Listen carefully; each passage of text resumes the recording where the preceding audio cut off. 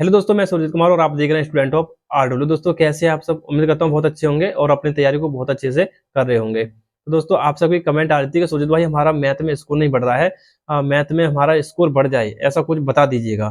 तो देखो सबसे पहले मैं आपको ये क्लियर कर देता हूँ कि अब आपके पास में 1 महीना है, आपका एग्जाम 4 फरवरी से होना है।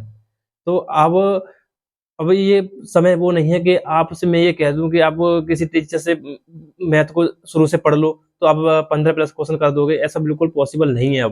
अब ये जो समय बचा है ये रिवीजन का समय है। रिवीजन का समय समझ रहे हो, रिवीजन करना है इस समय पे, बस रिवीजन और प्रैक्टिस। अब रिवीजन और प्रैक्टिस उसी चीज पे की जाती है जो हमने बहुत अच्छे से पढ़ रखी हो। पॉइंट को नोट करना है इसको, जो चीज हमने अच्छे से पढ़ रखी हो रिवीजन उसी चीज का किया जाता है। अब अपने अंदर आप ये पहचानो मैथ में कि आपके कौन से चैप्टर ऐसे हैं जो आपके बहुत ज्यादा मजबूत हैं, जो आपने बहुत अच्छे से पढ़ रखे हैं।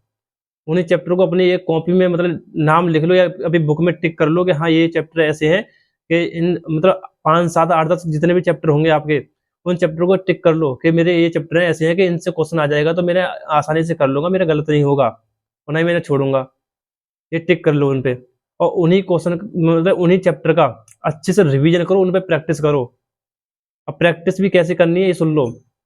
प्रैक्टिस आप करो, जैसे मॉक टेस्ट लगाते हैं आप, ठीक है? तो mock test, mini mock test भी आपको मिल रहे हैं।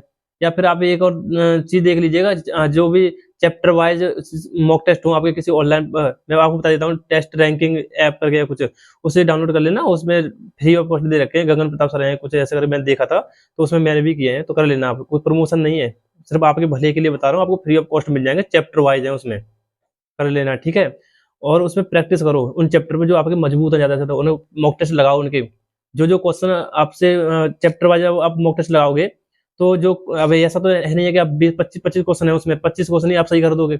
एक आध तो क्वेश्चन ऐसा होगा जो आप उसे स्किप करोगे या फिर गलत भी होगा। तो उन प्रश्नों को अपने देखना कि किस अब चैप्टर में भी टाइप वाइज होते हैं, किस टाइप से क्वेश्चन मेरा गलत हुआ है, किस टाइप से मैंने छोड़ा है।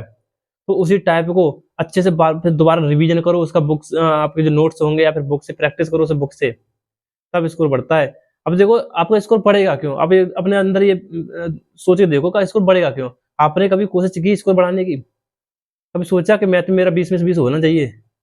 सोच तो लिया, लेकिन उसके देखो सोच लेने से ही नहीं होता, उसमें मेहनत भी करनी होती है। चलो सोच लिया आपने, मेहनत किया, अब बताओ मुझे, मेहनत की आपने कि स्कोर मेरा बढ़ जाए? तो स्कोर तभी बढ़ता है जब आप मेहनत करते हैं।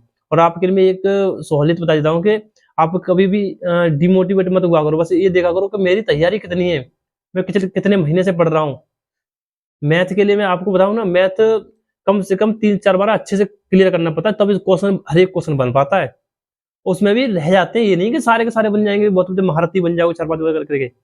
आप में तो बहुत सारे स्टूडेंट ऐसे होंगे जो पहली बार मैथ को पढ़ रहे होंगे, उन्होंने अपने 10वीं 12वीं में मैथ नहीं पढ़ा होगा। बहुत सारे स्टूडेंट ऐसे होंगे पहली बार मैथ पढ़ रहे होंगे, तो दिक्कत तो सामने आएगी भाई, क्योंकि आपने मैथ पहले पढ़ा नहीं कभी।